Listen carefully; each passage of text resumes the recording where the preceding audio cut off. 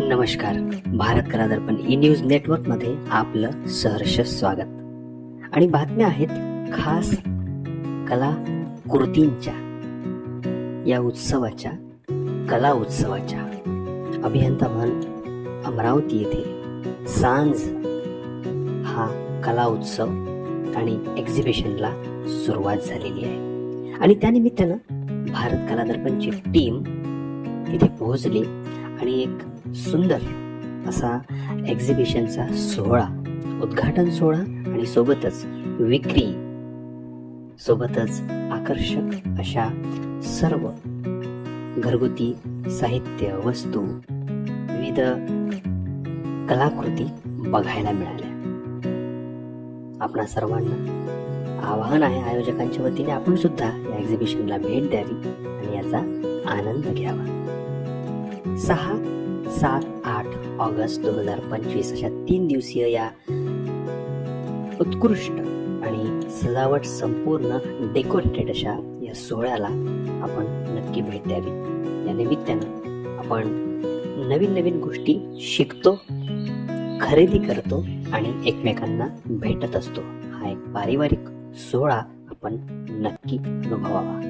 भारत कला दर्पण न्यूज नेटवर्कच्या वतीने या संपूर्ण उपक्रमाला आयोजकांचं आम्ही अभिनंदन करतो आणि या कला उत्सवाचा, सोहळ्याचा, या एक्झिबिशनचा आपण नक्की लाभ घ्यावा अशा आपल्या सर्वांना आम्ही आवाहन करतो. भारत कला दर्पण न्यूज नेटवर्कसाठी खास सिटी रिपोर्टर विशेष वार्ता.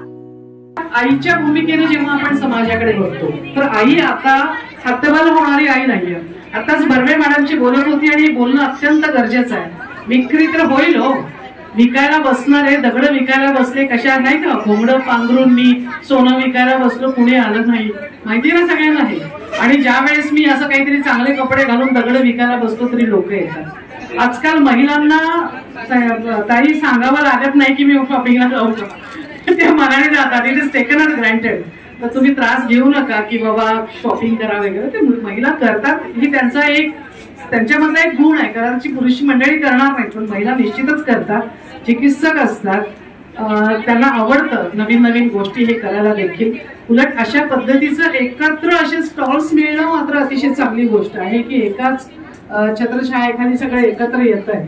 आम्ही नेहमी इतिहासाच्या, सांस्कृतिककरणाच्या, संस्काराच्या, शिक्षणाच्या गोष्टी करणारे आहोत.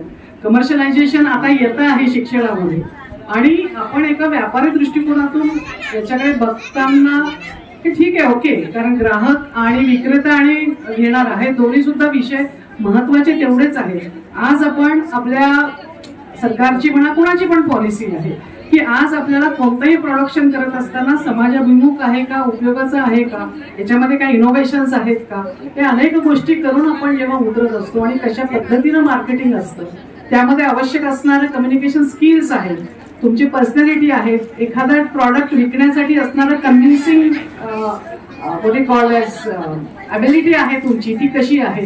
बघा एखाद्या दुकानामधला 2 दुकान आहेत सारखे, पण दुकानदार कसा बोलतो, कसा कन्व्हिन्स करतो, कसा आग्रह धरतो, याच्यावर त्या दुकानाच्या याचा सगळा खप होत असतो, हे लक्षात घ्या. आणि महिलांच्या प्रती मला असं वाटतं महिलांमध्ये हा गुण आहे आणि खूप साऱ्या महिलांनी आता आम्ही ज्या शिक्षण व्यवस्थेमध्ये काम करतो, आता जे नॅशनल एज्युकेशन पॉलिसी आहे त्याच्यामध्ये पण एंटरप्रेन्योरशिप, जे इनोव्हेशन, इन्क्युबेशन जे आहे, हा सुद्धा विषय अत्यंत महत्वाचा त्यांनी इंट्रोड्यूस केलेला आहे. आपण आपल्या पायावर एखादं प्रॉडक्ट तयार करायचं आणि ती विक्री करायचं, याला आता सरकार सुद्धा खूप सारं प्रोजेक्ट करत आहे, प्रमोट करत आहे. आता रोजगार मेळावा 8 तारखेला सुद्धा सांस्कृतिक भवन मध्ये आहे. अनेक ठिकाणी रोजगार मेळावे आता होत आहे. सगळ्यांनी तिथे जावं, सहभाग सुद्धा घ्यावा. आणि म्हणून एक विकासाभिमुख भूमिका जर महिलांची जर त्यांना जर सिद्ध करायचं असेल तर गेल्या 32 वर्षांपासून आम्ही जे आमची मुलं तयार करण्याचं काम करतो की मुलांना नुसतं संस्कार नाही, नुसतंच पायावर उभं नाही, तर आपण पायावर उभं राहत असताना, आर्थिक स्वावलंबन येत असताना एक मोरल व्हॅल्यू सुद्धा त्याच्यामध्ये डेव्हलप झाल्या पाहिजे. एक प्रकारचं मूल्य शिक्षण सुद्धा त्यांना देता आलं पाहिजे.